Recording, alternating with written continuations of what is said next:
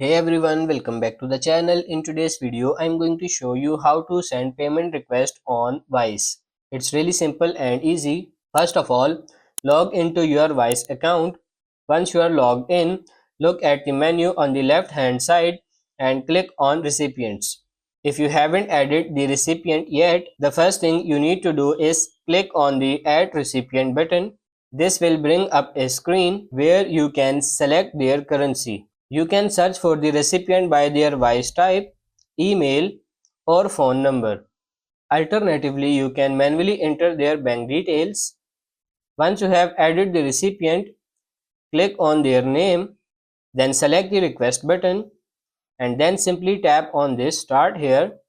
And now you have to enter the amount and currency you want to request, or you can also add a note if you like, and then simply tap on this send request, and then you are good to go. So that's pretty much it. That's how to send payment request on Wise. I hope this video was helpful. If it is, like it and subscribe to the channel. Thank you.